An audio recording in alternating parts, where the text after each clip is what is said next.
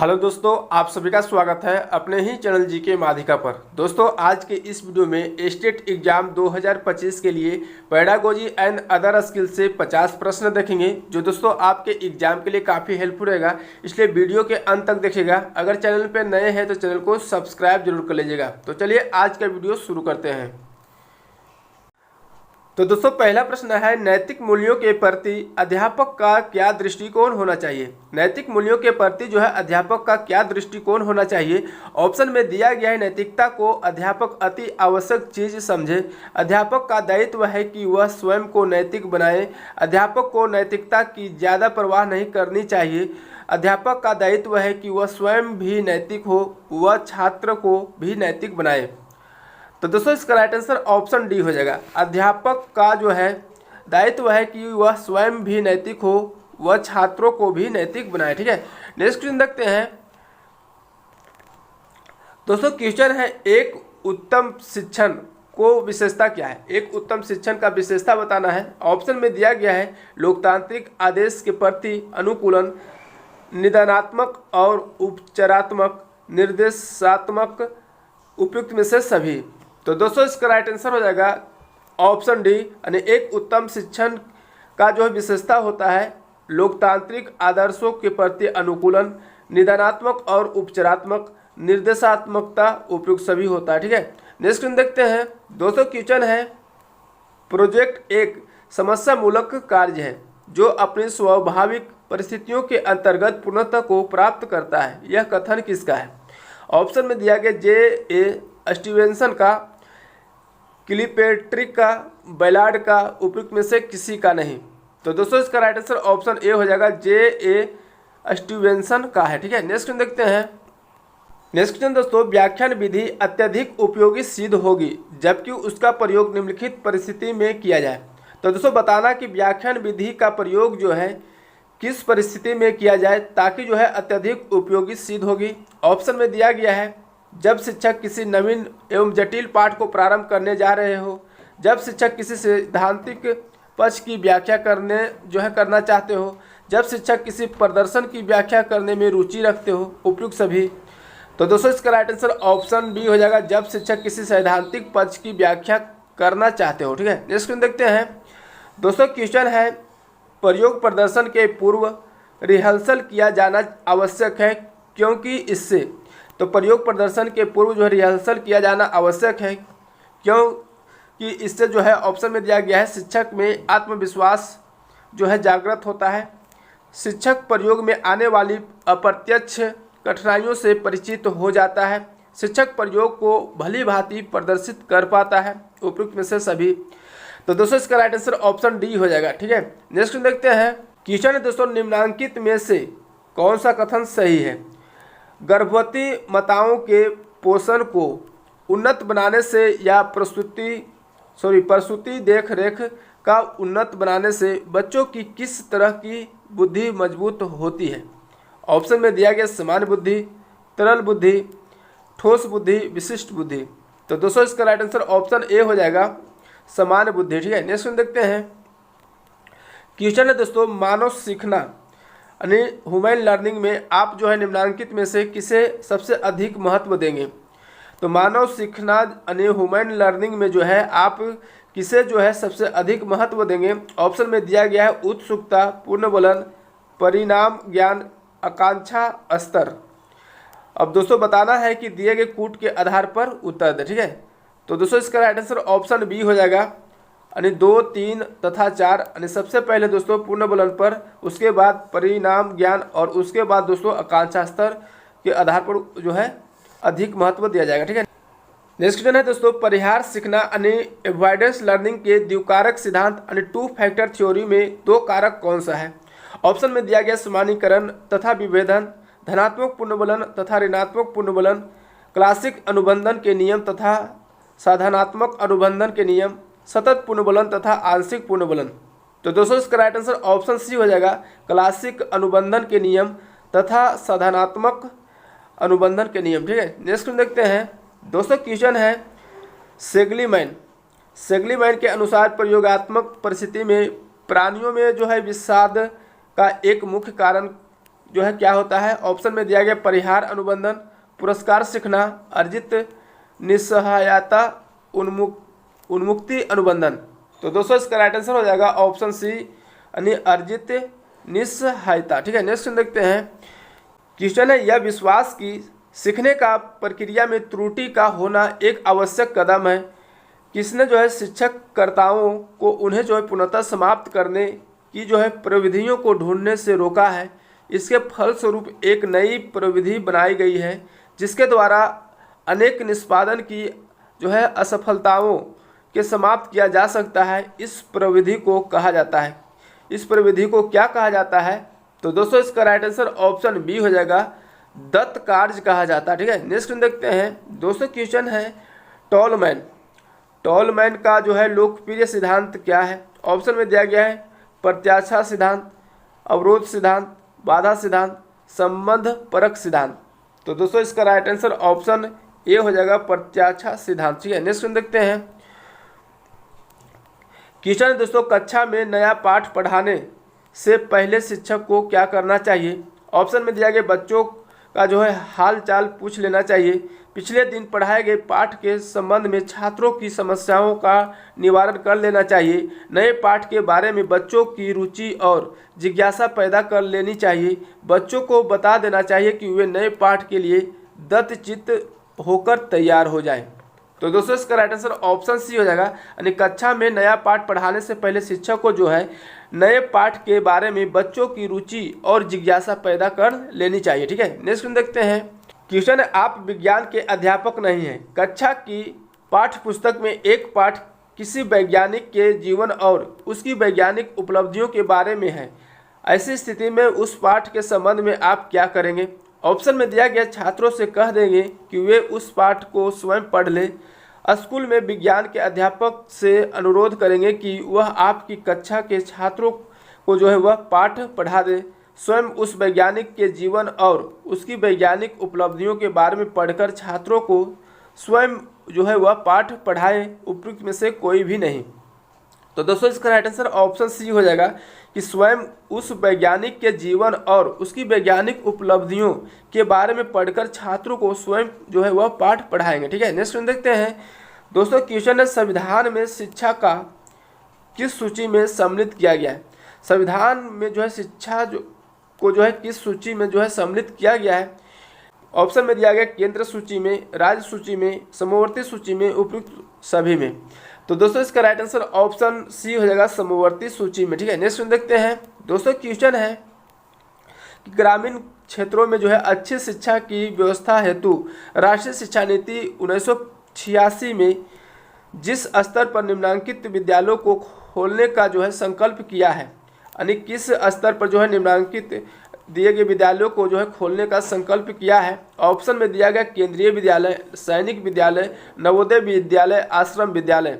तो दोस्तों इसका राइट आंसर ऑप्शन सी हो जाएगा नवोदय विद्यालय। ठीक है, नेक्स्ट दोस्तों, अध्यापक मुख्य रूप से किसके प्रति जवाबदेही होता है? अध्यापक जो है मुख्य रूप से किसके प्रति जवाबदेह होता है? ऑप्शन में दिया गया प्रधानाचार्य के प्रति, अभिभावकों के प्रति, समाज तथा छात्रों के प्रति, सरकार के प्रति।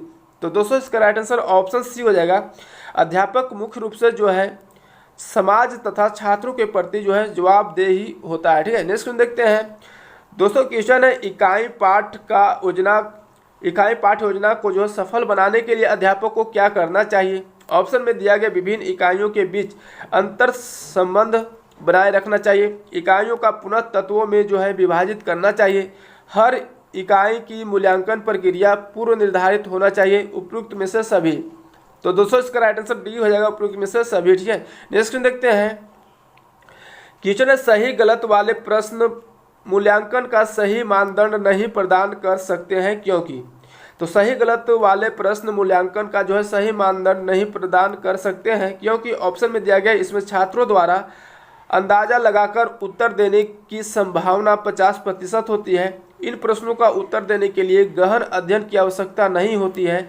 इसमें जो है नकल करके वास्तविक उपलब्धि बढ़ाई जा सकती है, उपयुक्त में से सभी। तो दोस्तों इसका राइट आंसर डी हो जाएगा उपयुक्त में से सभी। ठीक है, नेक्स्ट देखते हैं। दोस्तों क्वेश्चन है, प्रयोजनवाद जो है शिक्षा दर्शन की शिक्षा को देन है। प्रयोजनवाद शिक्षा दर्शन की शिक्षा को देन है। ऑप्शन में दिया गया है आगमन विधि, करके सीखना, योजना, पद्धति, उपयुक्त सभी। तो दोस्तों इसका राइट आंसर ऑप्शन सी हो जाएगा। प्रयोजनवाद शिक्षण दर्शन की शिक्षा का जो देन है योजना पद्धति है। ठीक है, नेक्स्ट देखते हैं।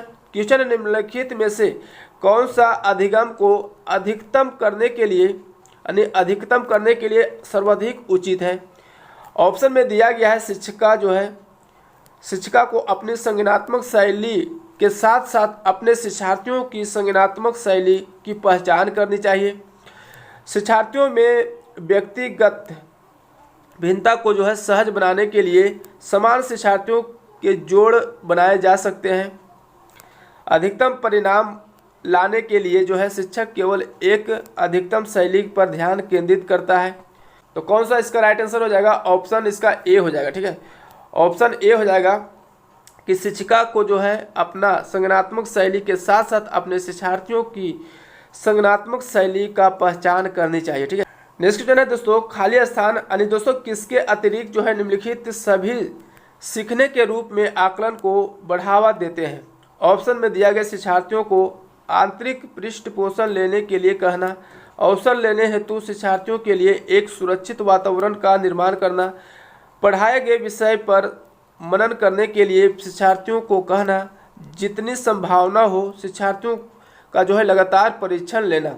तो दोस्तों इसका राइट आंसर डी हो जाएगा।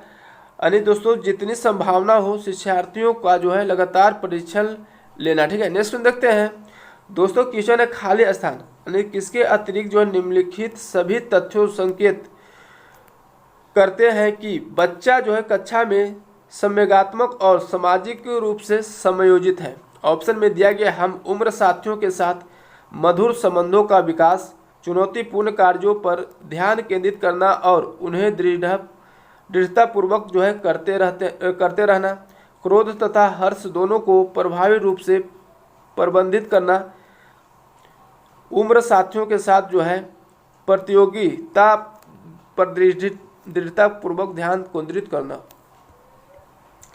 नेक्स्ट क्वेश्चन दोस्तों, खाली स्थान यानी किसके अतिरिक्त निम्नलिखित सभी तथ्य संकेत करते हैं कि बच्चा कक्षा में संवेगात्मक और सामाजिक रूप से समायोजित है। ऑप्शन में दिया गया हम उम्र साथियों के साथ मधुर संबंधों का विकास, चुनौतीपूर्ण कार्यों पर ध्यान केंद्रित करना और उन्हें दृढ़तापूर्वक करते रहना, क्रोध तथा हर्ष दोनों को प्रभावी रूप से प्रबंधित करना, उम्र साथियों के साथ प्रतियोगिता पर दृढ़पूर्वक ध्यान केंद्रित करना। तो दोस्तों इसका राइट आंसर डी हो जाएगा।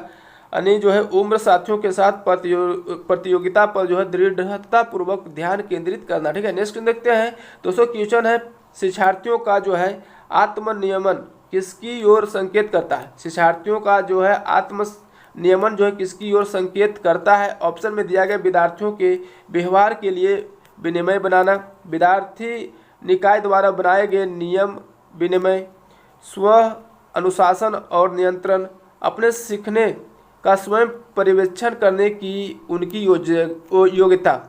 तो दोस्तों इसका राइट आंसर डी हो जाएगा। यानी शिक्षार्थियों का आत्म नियमन अपने सीखने का स्वयं पर्यवेक्षण करने की उनकी योग्यता की ओर संकेत करता है। ठीक है, नेक्स्ट देखते हैं। क्वेश्चन निःशक्त बच्चों के लिए समेकित शिक्षा की केंद्रित प्रायोजित योजना का उद्देश्य है खाली स्थान में निःशक्त बच्चों को शैक्षिक अवसर उपलब्ध करना। यानी किसमें निःशक्त बच्चों को शैक्षिक अवसर उपलब्ध कराना। ऑप्शन में दिया गया है विशेष विद्यालय, मुक्त विद्यालय, ब्लाइंड रिलीफ एसोसिएशन के विद्यालय में, नियमित विद्यालय में। तो दोस्तों इसका राइट आंसर हो जाएगा ऑप्शन डी हो जाएगा, नियमित विद्यालय में। ठीक है, नेक्स्ट देखते हैं। क्वेश्चन दोस्तों सार्थक अधिगम है, सार्थक अधिगम बताना है। ऑप्शन में दिया गया निजी अनुभवों से ज्ञान को संरचनाओं का सक्रिय निर्माण, उद्दीपक तथा उत्तर के बीच युग्मन तथा सहचर्य, वयस्कों और अधिक सक्षम साथियों का अनुकरण, दी गई सूचना का निष्क्रिय ग्रहण। तो दोस्तों इसका राइट आंसर ऑप्शन ए हो जाएगा। सार्थक अधिगम है निजी अनुभवों से ज्ञान की संरचनाओं का सक्रिय निर्माण। ठीक है, नेक्स्ट देखते हैं। क्वेश्चन है दोस्तों सभी विद्यार्थियों में अपनेपन या संबंधता की भावना विकसित करने के लिए एक अध्यापिका को क्या करना चाहिए। ऑप्शन में दिया गया ऐसे उदाहरण देना चाहिए जो रूढ़िवादों को सकीर करे, केवल प्रभुत्व संस्कृतियों को जो है त्यौहार को ही मनाए, गौण समझे जाने वाले समूहों से आने वाले विद्यार्थियों के अनुभवों को अनदेखा करे, विविधता और व्यक्तिगत विभिन्नताओं के प्रति सम्मान पैदा करे। तो दोस्तों इसका राइट आंसर ऑप्शन डी हो जाएगा, यानी विविधता और व्यक्तिगत विभिन्नताओं के प्रति जो है सम्मान पैदा करे। ठीक है, नेक्स्ट देखते हैं। क्वेश्चन निम्नलिखित में से कौन सा अधिगम के आकलन को उजागर करता है? निम्नलिखित में से बताना है कि इनमें से कौन सा जो है अधिगम के आकलन को उजागर करता है। ऑप्शन में दिया गया है शिक्षक किसी विद्यार्थी के निष्पादन का आकलन दूसरे के निष्पादन की तुलना में करता है। शिक्षक विद्यार्थियों की चिंतन प्रक्रियाओं पर ध्यान देने के अलावा उनकी अवधारणात्मक समझ का भी आकलन करता है। शिक्षक मानक उत्तरों से विद्यार्थियों के उत्तरों की तुलना करके उनका आकलन करना है। शिक्षक पाठ्यपुस्तकों में दी गई जानकारी के आधार पर विद्यार्थियों का आकलन करता है। तो कौन सा जो है अधिगम के आकलन का उजागर करता है? तो इसका राइट आंसर हो जाएगा ऑप्शन बी हो जाएगा, यानी शिक्षक विद्यार्थियों की चिंतन प्रक्रियाओं पर ध्यान देने के अलावा उनकी अवधारणात्मक समझ का भी आकलन करता है। ठीक है, नेक्स्ट देखते हैं। क्वेश्चन दोस्तों, विद्यार्थियों के प्रभावशाली अधिगम के लिए निम्नलिखित में से कौन सा शिक्षक के प्रारंभिक कार्यों में से एक नहीं है? कौन सा एक नहीं है? ऑप्शन में दिया गया है बच्चों को जो है यह सीखना कि वे अपने अधिगम प्रयासों को कैसे देखकर सुधार सकते हैं। विद्यार्थियों को जो है उपदेशनात्मक विधि से सूचना प्रदान करना है। विद्यार्थियों की उन धारणाओं को जो है जानना जिन्हें लेकर वे कक्षा में आते हैं। विद्यार्थियों में उच्चतर स्तर के प्रश्नों को उत्तर की अपेक्षा करना। तो दोस्तों इसका राइट आंसर ऑप्शन बी हो जाएगा, यानी विद्यार्थियों को जो है उपदेशात्मक विधि से सूचना प्रदान करना। ठीक है, नेक्स्ट देखते हैं। क्वेश्चन दोस्तों, निम्नलिखित में से कौन सा कथन जो है भाषा और विचार के बारे में पियाजे और वाइगोत्स्की की दृष्टिकोण का सही वर्णन करता है? तो बताना कौन सा कथन भाषा और विचार के बारे में जो है पियाजे और वाइगोत्स्की की दृष्टिकोण से जो है सही वर्णन करता है। ऑप्शन में दिया गया दोनों भाषा को बच्चे के विचारों से जन्म लेती हुई मानते हैं। वाइगोत्स्की के अनुसार पहले विचार जन्म लेता है और पियाजे के अनुसार भाषा का विचार जो है बाहरी प्रभाव पड़ता है। पियाजे के अनुसार पहले विचार जन्म देता है और वाइगोत्स्की के अनुसार भाषा का विचार पर भारी प्रभाव पड़ता है। दोनों मानते हैं कि बच्चों की भाषा से विचार जन्म लेते हैं। तो दोस्तों इसका राइट आंसर कौन सा हो जाएगा? सी हो जाएगा, यानी पियाजे के अनुसार जो है पहले विचार जन्म देता है और वाइगोत्स्की के अनुसार दोस्तों भाषा का विचार पर भारी प्रभाव पड़ता है। ठीक है, नेक्स्ट देखते हैं। दोस्तों क्वेश्चन है, शिक्षा का अधिकार अधिनियम 2009 के अनुसार विशेष आवश्यकता वाले बच्चों को पढ़ाना चाहिए। ऑप्शन में दिया गया है व्यावसायिक प्रशिक्षण केंद्रों में जो उन्हें जीवन कौशलों के लिए तैयार करेंगे, घर पर माता पिता और देखभाल करने वालों के साथ जो उन्हें आवश्यक जो है सहायता उपलब्ध कराएं, खासतौर पर उन्हीं के लिए बनाए गए विशेष विद्यालयों में समावेशी शिक्षा व्यवस्था में इस प्रावधान के साथ कि उनकी व्यक्तिगत आवश्यकताओं की पूर्ति की जा सके। तो दोस्तों शिक्षा के अधिकार अधिनियम 2009 के अनुसार विशेष आवश्यकता वाले बच्चों को पढ़ाना चाहिए। तो कौन सा हो जाएगा? ऑप्शन डी हो जाएगा कि समावेशी शिक्षा व्यवस्था में जो है इस प्रावधान के साथ जो है उनकी व्यक्तिगत आवश्यकताओं की पूर्ति की जा सके। ठीक है, नेक्स्ट देखते हैं।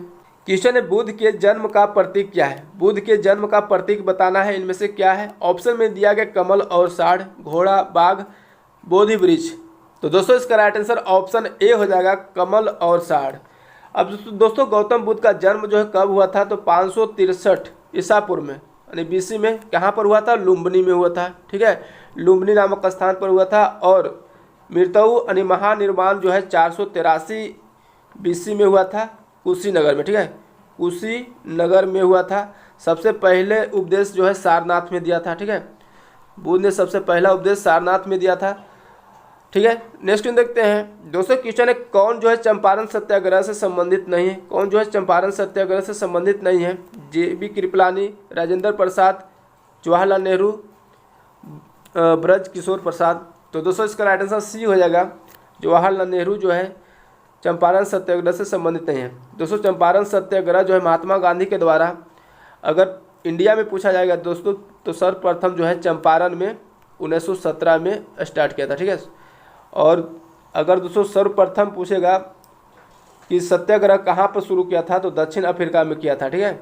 लेकिन भारत में जो है चंपारण बिहार में किया था 1917 में। नेक्स्ट क्वेश्चन देखते हैं दोस्तों, क्वेश्चन है वेनेजुएला के घास के मैदान को क्या कहते हैं। वेनेजुएला के घास के मैदान को क्या कहते हैं तो लानोस कहते हैं, ऑप्शन डी हो जाएगा। नेक्स्ट क्वेश्चन दोस्तों, यदि किसी कुट भाषा में गोज को जो है इस तरह से लिखा जाता है तो उसी कुट भाषा में फास्ट को किस प्रकार लिखा जाएगा। फास्ट को बताना है। यहाँ पर जी का जो है अल्फ़ाबेट लेटर का संख्या 7 होता है, ओ का 15 होता है, ई का 5 होता है, एस का 19 होता है। इसी प्रकार एफ का कितना होता है 6, ए का 1, एस का 19, टी का 20। तो कौन सा ऑप्शन हो जाएगा दोस्तों, तो इसका राइट आंसर ऑप्शन डी हो जाएगा, ठीक है। नेक्स्ट देखते हैं दोस्तों, क्वेश्चन है मिनट का जो है संबंध घंटे से है तो इंच का संबंध किससे होगा, तो इंच का संबंध जो है फुट से होगा, ऑप्शन बी हो जाएगा। नेक्स्ट देखते हैं दोस्तों, क्वेश्चन है निम्नलिखित विकल्पों में से उस शब्द का चयन करें जिसे दिए गए शब्द के अक्षरों का उपयोग करके नहीं बनाया जा सकता है। यहाँ पर अक्षर दिया गया, इसका उपयोग करके जो है नहीं बनाया जा सकता है। तो यहाँ पर सो इसमें वाई दिया गया और इसमें वाई नहीं है तो ऑप्शन ए हो जाएगा, जो नहीं बनाया जा सकता है। नेक्स्ट देखते हैं, दिए गए विकल्पों में से उस संख्या का चयन करें जो निम्नलिखित श्रेणी में जो है अगले स्थान पर आएगा। अगले स्थान पर क्या आएगा बताना है। यहाँ पर 17 के बाद दिया गया 36, 36 के बाद 76, 76 के बाद 158, 158 के बाद बताना है। तो यहाँ पर दोस्तों 17 गुने 2 प्लस 2 करते हैं 36। इसी प्रकार 17 गुने 2 प्लस 4 करेंगे तो 76। इसी प्रकार इसमें प्लस यानी गुना 2 करेंगे और प्लस 6 करेंगे, उसके बाद 8 जोड़ेंगे यानी गुना 2 करके 8 जोड़ देंगे, तब कितना आ जाएगा दोस्तों, तो इसका हो जाएगा ऑप्शन बी हो जाएगा, यानी 324 आएगा, ठीक है। नेक्स्ट क्वेश्चन देखते हैं। नेक्स्ट क्वेश्चन दोस्तों, दिए गए पैटर्न का ध्यानपूर्वक अध्ययन करें और उस संख्या का चयन करें जो इसमें जो है प्रश्न स्थान पर आ सकता है, यानी प्रश्न चिन्ह के स्थान पर क्या आएगा बताना है, ठीक है। यहाँ पर दोस्तों 6 गुने 5 करते हैं तो कितना होता है 30। अब 3 प्लस 0 करेंगे और इसका स्क्वायर कर देंगे, कितना होगा 9 होगा। इसी प्रकार 7 और 8 में करेंगे 8 से 56 और 5 और 6 जोड़ेंगे 11, 11 का स्क्वायर 121। इसी प्रकार 3 और 4 को गुना करेंगे तो 12 और 12 1 प्लस 2 करेंगे और इसका स्क्वायर तो 3 3 9 हो जाएगा, ऑप्शन ए। नेक्स्ट देखते हैं दोस्तों, क्वेश्चन धूपगढ़ किस पर्वत क्षेत्र की सर्वोच्च चोटी है। धूपगढ़ जो है किस पर्वत क्षेत्र की सर्वोच्च चोटी है, तो दोस्तों इसका राइट आंसर ऑप्शन बी हो जाएगा सतपुड़ा। अब दोस्तों सतपुड़ा जो है कहाँ पर है, तो सतपुड़ा जो है मध्य प्रदेश में जो है महादेव पर्वत पर स्थित है, ठीक है। अरावली पर्वत जो है सबसे प्राचीन पर्वत है अरावली, ठीक है। नेक्स्ट देखते हैं, क्वेश्चन है पुस्तक वी आर डिस्प्लेस्ड का लेखक कौन है।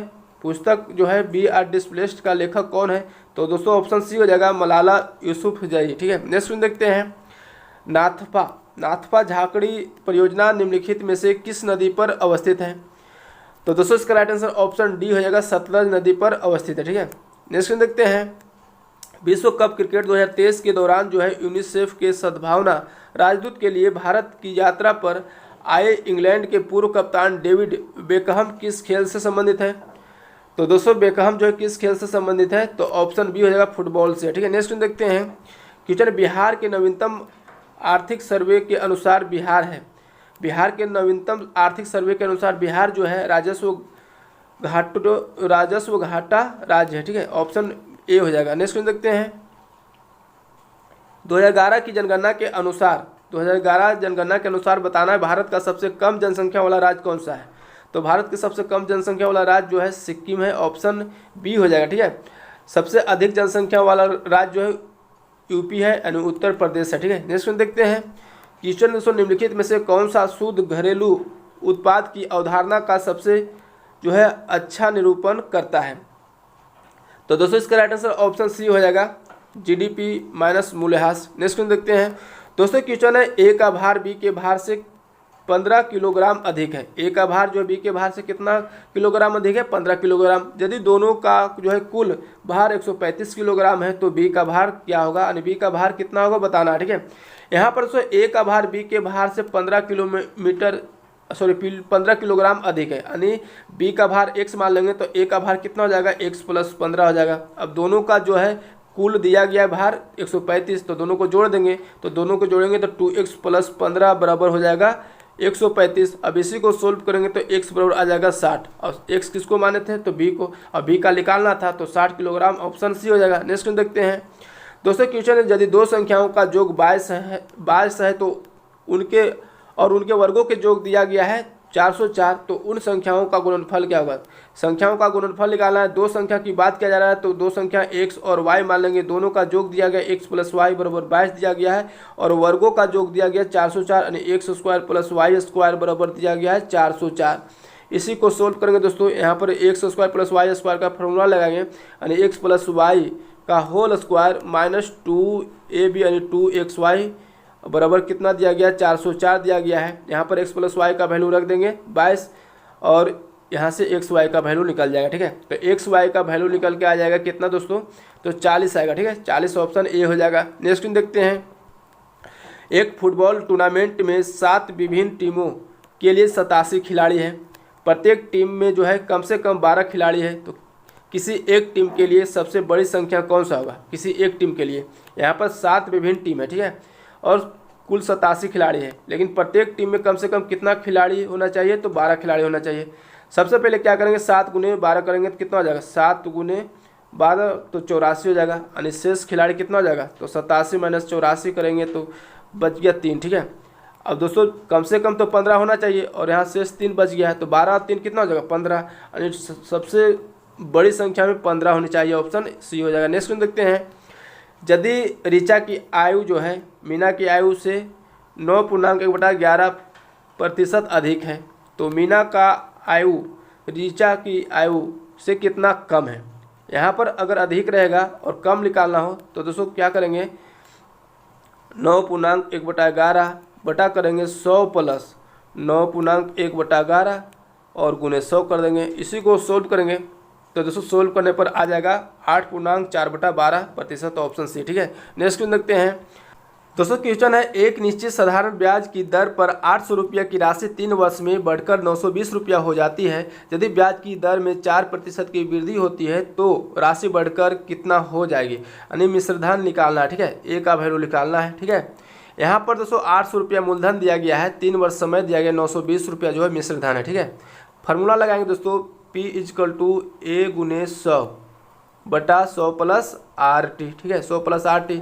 ए का वैल्यू रख देंगे 920, पी का वैल्यू 800 रखेंगे, टी का वैल्यू जो है 3 वर्ष रखेंगे, आर का वैल्यू निकल के आ जाएगा 5%, ठीक है। अब दोस्तों आगे बोल रहा है कि ब्याज की दर में 4% की वृद्धि हो जाती है, यानी 4% इसमें वृद्धि होती है तो 5 + 4 कितना हो जाएगा 9%। अब आर का वैल्यू कितना लेंगे 9% लेंगे और दोस्तों मूलधन 800 ही लेंगे और समय 3 लेंगे, तो फिर फार्मूला यही लगाएंगे P = A गुने 100 और प्लस 100 प्लस RT। अब यही पर दोस्तों सभी वैल्यू रखेंगे, आर का 9 रख देंगे, टी का 3 और पी का 800, ए का वैल्यू निकल के आ जाएगा कितना 1016, तो 1016 ऑप्शन सी हो जाएगा, ठीक है।